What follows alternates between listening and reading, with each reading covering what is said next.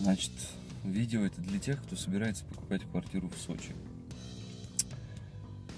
Не делайте этого, потому что вот я уже второй год ищу здесь какое-то помещение и все время наталкиваюсь на какой-то бедлам. Ну, просто Содом и Гоморра со стороны риэлторов и всех, кто как-то прямо или косвенно связан с недвижимостью. То есть доходит вплоть до того, что во время совершения сделки, со слов некоторых свидетелей, я еще сам квартиру не купил, но значит, застройщики разбрасываются деньгами, ну, то есть реально берут со стола деньги, вот так вот, просто бах ими и все. И типа, да мне нафиг это не надо, я не буду писать расписку. Значит, цифра 1. Договор заключается не на полную сумму, а на сумму, от которой они смогут уйти от налога, но это, по-моему, миллион или что-то типа того. А оставшуюся часть суммы они вам клятвенно обещают написать в расписке, но этого не происходит. То есть они, на самом деле, не заинтересованы абсолютно ни в какой расписке. Просто в момент заключения, то есть они говорят, ну нет, не хотим, и все, не будем. Очень много недостроев, очень много квартир, ну, например, жителями Москвы раскупается еще даже не на стадии котлована, а просто где-то будет там и все. И они, конечно, может быть, люди денежные, они прям деньги вот так вот пересылают и все. Как это происходит по факту, там какой-нибудь дяденька просто берет и в тетрадке записывает что-то. Ну, вот, значит, эта квартира от ну, в общем, записано на того-то, того-то. Значит, некий там Иван Иванов что-то там перечислил, и все. И у них записи все такие. Ну, не знаю, уровень 1956 года, наверное. Но и тогда вообще-то был документооборот хороший. А здесь, ну, просто все на соплях. Ну, на честном слове не могу сказать. Честных людей, к сожалению, я здесь не видел. И вот будучи человеком с севера, то есть для меня это все настолько дико и отвратительно, что я не знаю, как на это реагировать. То есть, когда вот я говорю, вот, пожалуйста, значит, э, сделайте, пожалуйста, пандус еще. Ну, то есть, вот на момент застройки дома будете делать пандус? Нет, не буду, не хочу. Это, ну, то есть, как это понимать, я не знаю. Ну, то есть, не имею желания.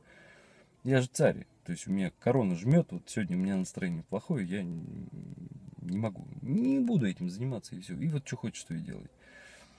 Значит, очень много проблем, связанных с самим бумагооборотом. То есть документооборотом язык-то не поднимается сказать, это бумагооборот. То есть какие-то, значит, договоры предварительные, непредварительные. То есть берешь ты квартиру или нет. Конечно, они все ставят условия исключительно в свою пользу. То есть даже если ты в итоге квартиру отказался брать или как-то у тебя не получилось с этим, то есть они там такие пени вкатывают, что, естественно, туда нужно идти с юристом.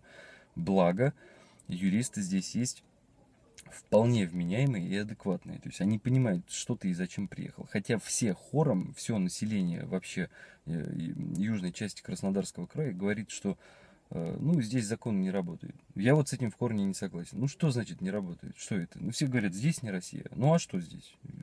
Все говорят, здесь Кавказ. Ну, а что, Кавказ не Россия, что ли? Очень много проблем, связанных, то есть, ну, с надоедливыми риэлторами, например. Когда вот ты ставишь определенные условия. Ну, да. Например, захотел я переехать из северного города в Краснодарский край, в Сочи. Ну, а кто мне мешает? Ну, я имею полное право абсолютно. И захотел я большие окна, вот эти, знаете, такие витражные, там от пола до потолка. Ты озвучиваешь условия довольно четко. То есть любому там риэлтору, у тебя действительно в день бывает совершенно без преувеличения от 15 до 30 звонков из разных компаний, контор.